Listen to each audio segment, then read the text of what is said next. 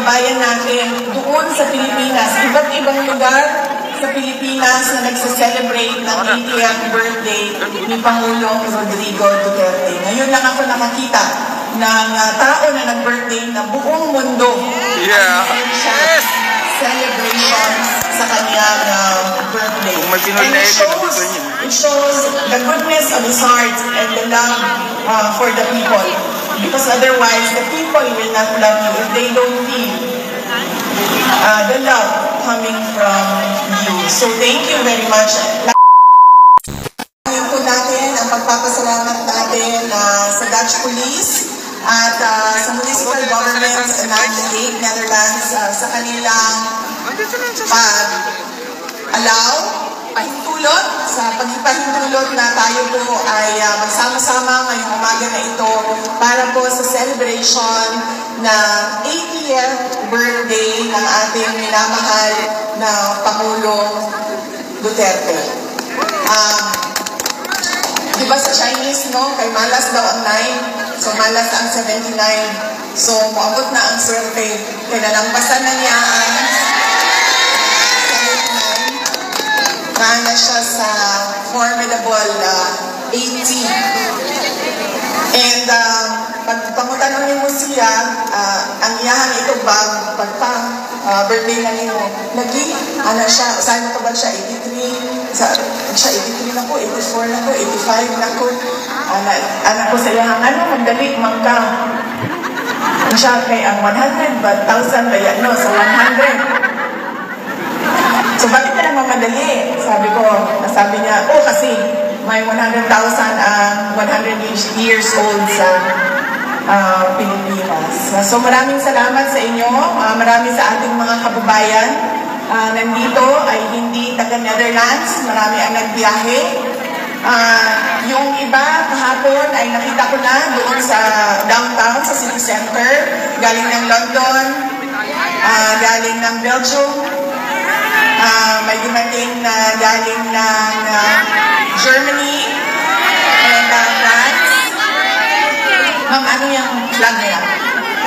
Norway. Switzerland. Name ng flag ito. Denmark. Sweden. Finland. Ireland. Ireland. Ano yung flag ng Dragon? Wales. Kasabaan pa sa Kuwait. Hindi ko. Hindi na alam ang flag naman. Davao. Yes. So yes, maraming salamat sa inyong lahat. At maraming salamat sa mga kababayan natin doon sa Pilipinas. Iba't ibang lugar sa Pilipinas na nagse-celebrate ng 80th birthday ni Pangulong Rodrigo Duterte. Ngayon lang ako nakakita ng tao na nag-birthday na buong mundo ay celebration sa kanyang birthday. And it shows the goodness of his heart and the love for the people. Because otherwise, the people will not love you if they don't feel the love coming from you. So thank you very much. Lalo-lalo na sa ating mga kababayan na nandoon sa Pilipinas. Kanina pa sila nagsimula, alas 2 ng hapon at hanggang daw sila matapos ang 12 midnight at matapos ang araw na itong kaarawan ni Pangulong Duterte. At syempre, ang pagpapasalamat ko sa ating mga organizers dito sa The Hague, sa ating pagtitipon ngayon. Merong nag-apply ng permit, merong nag-organize ng ating sound system, merong nag-organize ng ating mga barikada, at marami pa silang pinagtrabahuan para mapanigurado na komportable at meron tayong time and space ngayong araw na ito para sa ating picnic celebration ng birthday ni Pangulong Duterte. Maraming salamat sa inyo, mga organizers natin. Paalala ko lang, dahil kahapon nandito po ako, kumuha po ako ng mga gamit na hindi kailangan o hindi ginagamit ni Pangulong Rodrigo Duterte doon sa loob, ay pinakuha sa akin.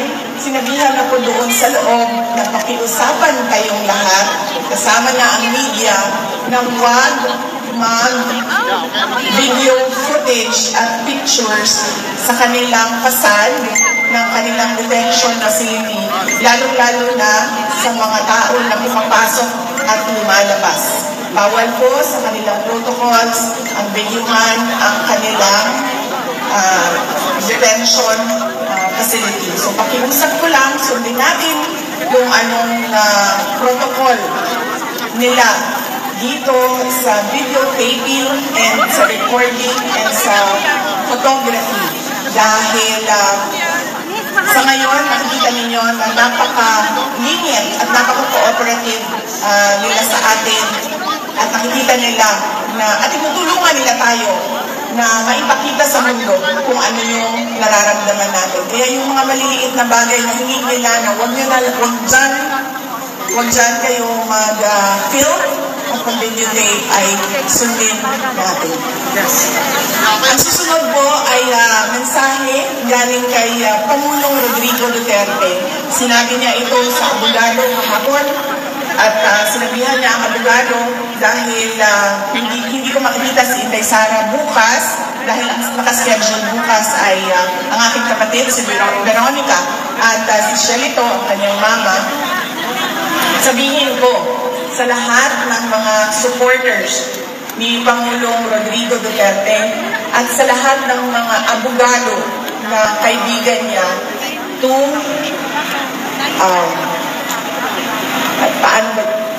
sinabi niya na huwag tayo makialam sa kanyang kaso sa International Criminal Court. Hayaan natin ang kanyang mga abogado at ang korte mismo magdesisyon kung ano ang mangyayari o ano ang susundin kaparte ng proseso ng korte. Sabi niya, kung gusto ninyo ipahayag ang inyong pagsuporta, kung gusto ninyo ipahayag ang inyong galit na nararamdaman or kung kasiyahan na nararamdaman, sabi niya, huwag natin pag-usapan ang kaso at huwag natin pag-usapan kung ano yung nangyayari sa kaso. Lalong-lalo na pagdating sa mga complainants o reklamo na nandyan sa loob sa International Criminal Court. So yan po yung mensahe ng detention center. Pakiusap ng detention center sa ating lahat. Yan po yung message ni Pangulong Rodrigo Duterte kahapon na pinadaan niya sa abogada na pumasok sa kanya at nakipag-meeting sa kanya kahapon. Ang susunod po ay sinabi sa akin ni Pangulong Rodrigo Duterte noong huli naming pagkikita, meeting sa loob. Sinabi niya, sabihin sa inyo, sabihin sa ating mga kababayan na kailangan niya ang tulong ng mga PDP senators at ng kanilang mga guest candidates. So, tulungan niyo po ako isa-isahin kasi noong nakaraan ay nakalimutan ko yung isang pangalan. So, isa-isahin po natin ang kanilang mga apelido. Una po ay si Senator Bongo. Pangalawa ay si Senator Bato de la Rosa. Ang sunod po ay si Senator Attorney Jimmy Bondo.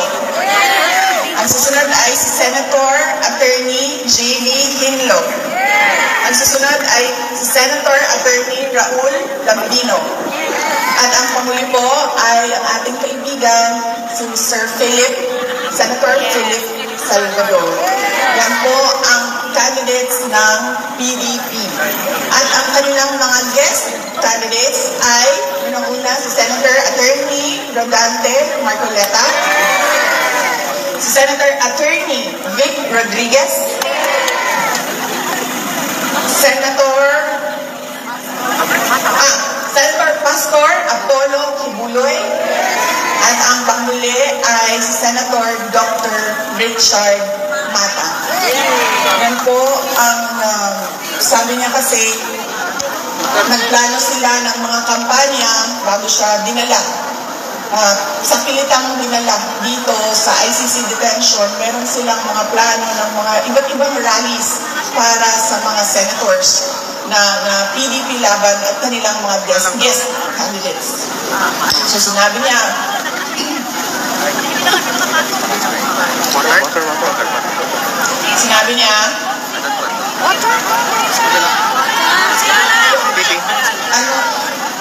ma'am, para si PRD kung zero yon, ako Pepsi Max. Pepsi na dadali namin bukas, ma'am. Para balanse ang competition. Yes, at sinabi niya, hindi na niya magawang mga kampanya, tumayo sa stage doon sa Pilipinas at sabihan ang mga supporters kung bakit kailangan natin iboto yung 10 diretsyo at wala ng ibang kandidato na iboto. Kaya sabi niya, ipaabot sa inyo na kailangan niya ang tulong ng mga PDP senators at ng mga guest candidates ng PDP laban. Ang sunod po ay, actually nakalimutan ko kanina, dapat ang opening natin ay pagpapasalamat sa Diyos sa magandang araw na ito. Walang init, walang ulan, sakto lang ang lamig. At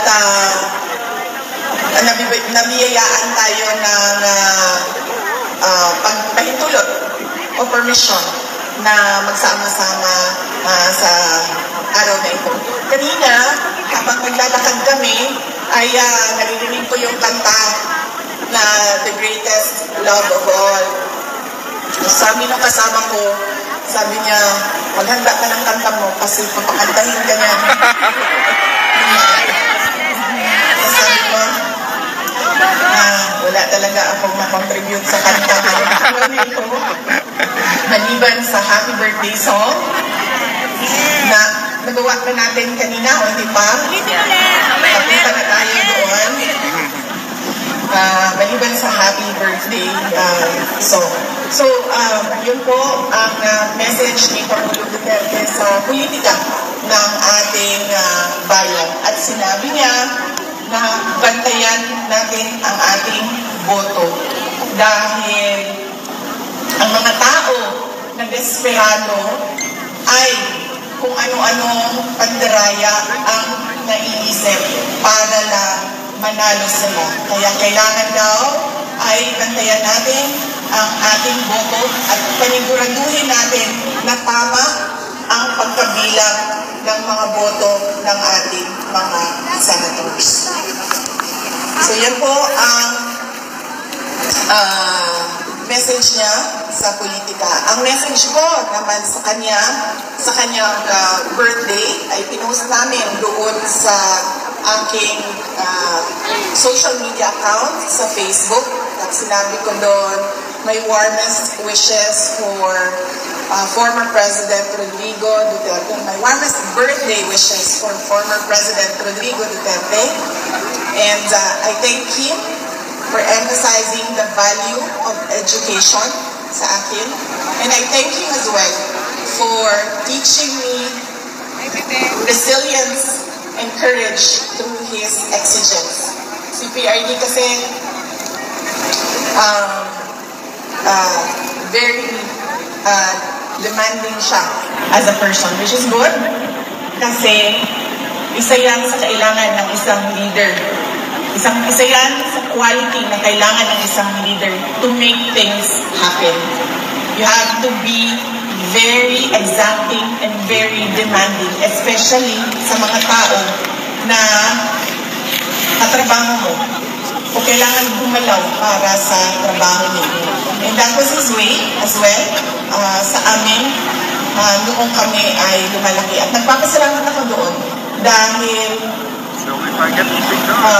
natuto ako na maging resilient and brave dahil sa kanyang pagpapalaki sa amin. In fact, noong isang beses na magkausap kami sa loob, sabi niya sa akin, alam ko, pag-usapan namin ang pagbisita ng aking mga kapatid, sinabi niya sa akin, sabihan mo sila bago sila pumasok dito huwag silang umiyak. So yun ang mensahe niya sa kanila at sinabi ko din sa mga kapatid ko na ubusin niyo yung luha ninyo sa loob ng banyo. Kung pasok ninyo doon, huwag kayong umiyak. Dahil ayaw niya na nakikita sa amin, ayaw niya na nakikita na umiiyak kami. In fact, noong gathering natin, noong 23, noong nakaraang Sunday, sinabi ko din yan sa inyo na isang beses tumawag ako sa kanya, umiiyak ako. Tapos tinatanong lang niya, kung saan ka, nakidnap ka ba? Tapos iyak pa rin ako ng iyak, hindi ako makapagsalita. Sabi niya, buntis ka ba? And then sinabi ko lang, nahihirapan ako sa aking pag-aaral. And then sabi niya sa akin, bakit ka umiiyak? Mag-aral ka, bumalik ka sa mga libro mo, mag-aral ka. Ganun siya na klase na parent, no? Ang mga bagay na iniiyakan lang ay kung nakidnap ka or nabuntis ka na wala sa panahon. So yun ang pinagpapasalamat ko sa kanya ay yung araw ng kanyang kaarawan. And syempre, pinapaabot ko yung pagpapasalamat sa ating mga kababayan sa iba't ibang panig ng mundo sa pagpapakita nila ng suporta sa ating Pangulo Rodrigo Duterte. Idasal natin ngayong araw na ito na sana ay ibalik na siya doon sa Davao City, sa Pilipinas. Dahil inaantay na siya doon ng mga Davaoenyo. Dahil siya ay meron pang term. Darating pa yung term niya na magiging mayor pa siya ng Davao City.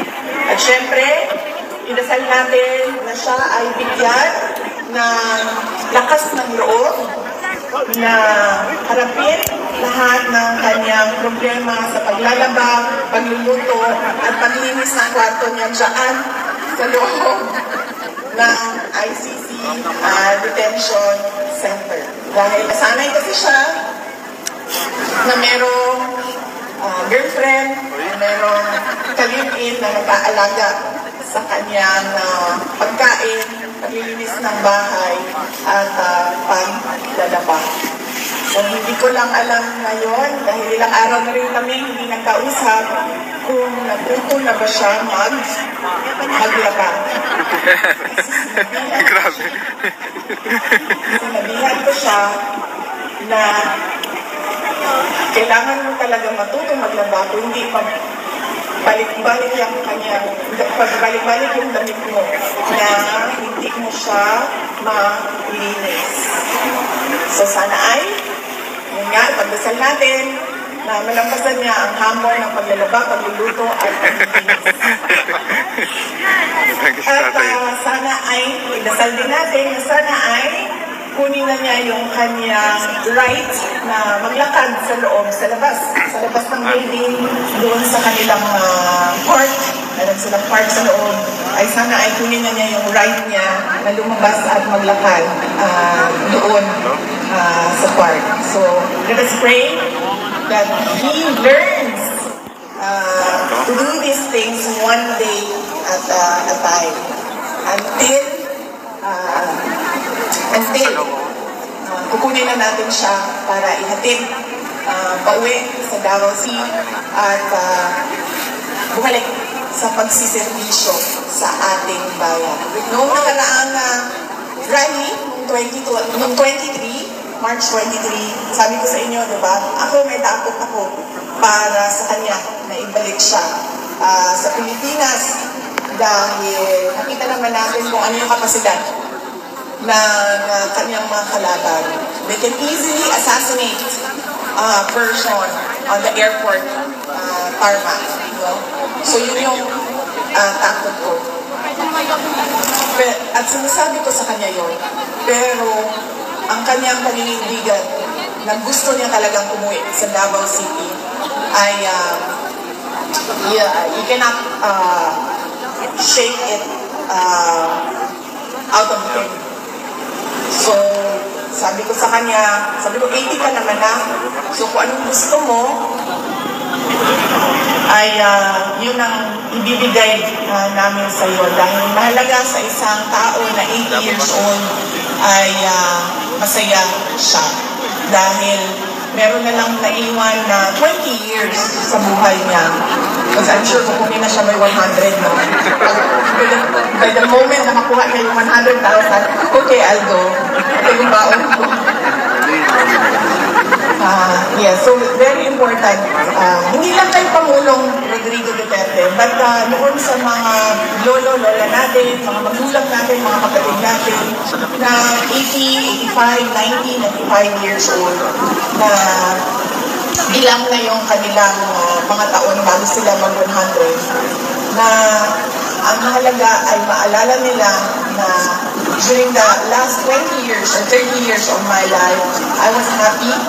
And I was able to do what I wanted to do in my life, for my country, and especially for God. So, ang ating pagsasara ngayong umaga na ito ay sa aking speech ay dasal din.